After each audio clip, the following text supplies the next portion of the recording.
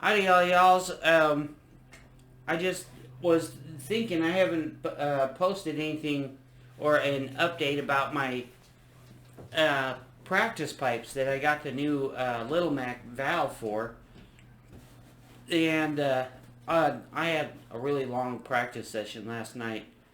It's just hashing, just going through the tunes that I want to play in order to get him into my head and keep him going. Um, Slowly but surely it's getting better. But anyway, that's not what I wanted to post this video about. Um, I have a drawer that I put my chanter and reed and my drone reeds in because I have cats. I don't want them stepping all over stuff and breaking things because it's kind of annoying, obviously. So I've let my bag sit overnight. And let's see.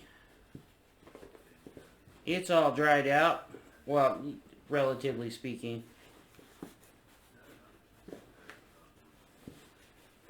So,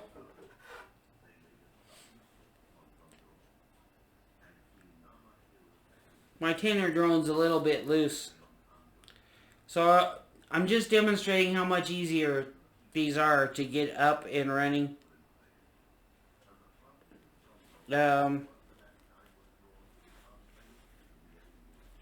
Everything plugs in just like any other bagpipe.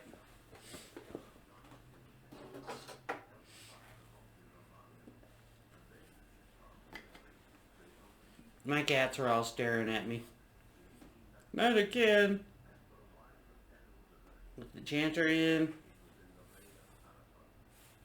Now this chanter is a standard size chanter, so it doesn't have any tone holes at the bottom. So sometimes if I'm sitting in the wrong position on my chair, I'll end up with something like an Ulan pipe, and I can actually shut the chanter off. Which I've done a couple times.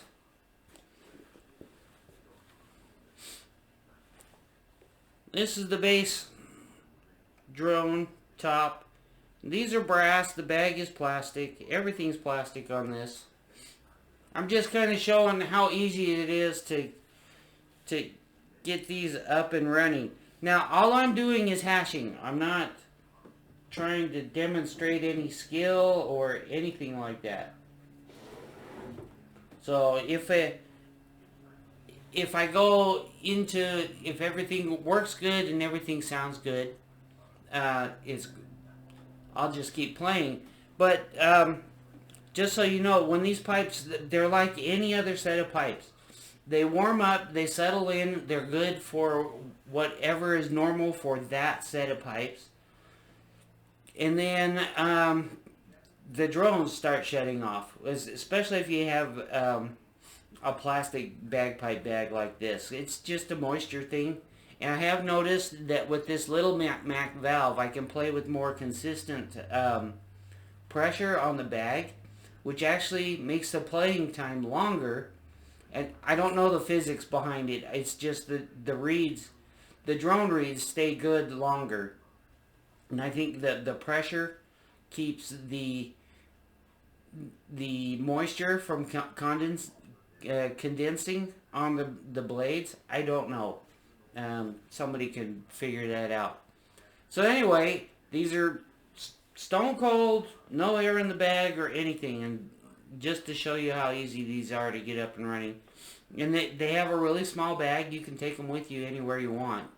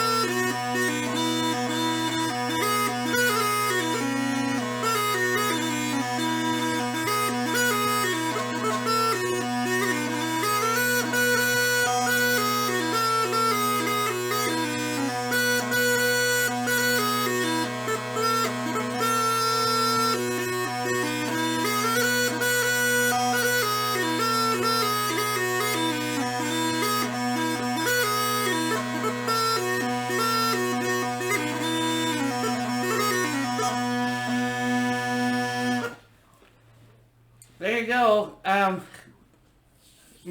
Lily Christie, I always remember the end wrong, and there's a couple parts there actually a little bit tricky.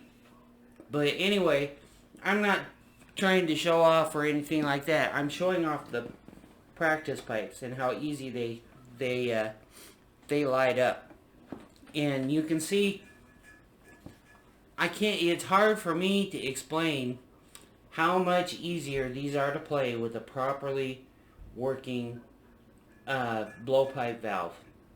So if you get a set of these, you need to go and order a Little Mac valve, because, well, on this set, it's a plug-in thing. So don't go cheap. They're not expensive, and oh my gosh, they're so much easier to play. So anyway, the rest I'm just gonna work on my set, busking set that I really want to play, but I keep screwing it up because I keep playing it too fast, and it's just because I've always freight trained, and as hard as if I pull everything back too far back, I get lost in the tune or in where I'm at in the set. And I just crossed 11 minutes and 11 seconds, so that's a good thing, I think.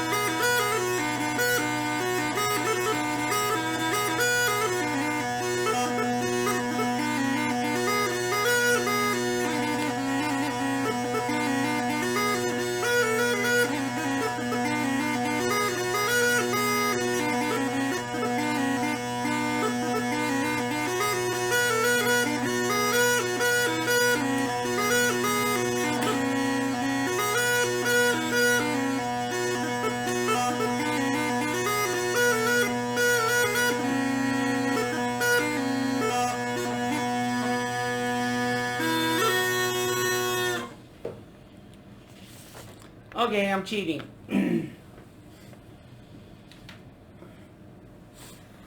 The only reason why is because I keep getting lost in the tune, and if I don't look at it, I end up really freight training it. 'Cause I personally think this tune is supposed to be played fast, and on the Great Highland Pipes, it's an attention getter. So, pipers will know this tune.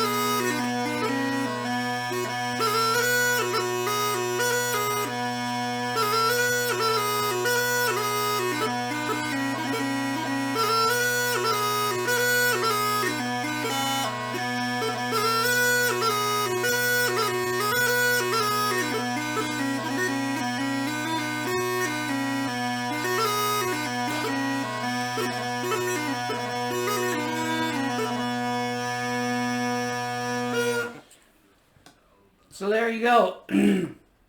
They're so much easier to play. Get the proper valve that works for these. Seriously. I'm just hashing. And I'm cheating. I'm using lots of paper. It's how anybody... It's part of the job, but it's not work. I'll put it that way. And I'm getting better and better every time I go through this. And some nights I just... When I'm practicing this set, I just keep working at it and working at it and working at it.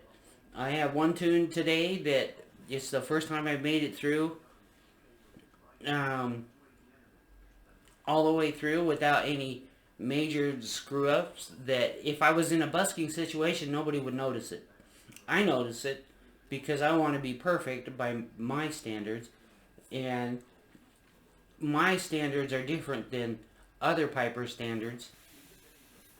For like, I wouldn't if I was doing this, would be a fun set for a Kaylee. I have a 6/8 set that other people know about that I want to do, and they're like, man, your bottom hand, how you're going to do your bottom hand? There's so much work in it, and everything. It's like, well, you know, I started piping when I was 40. So, I started learning to pipe when I was 40.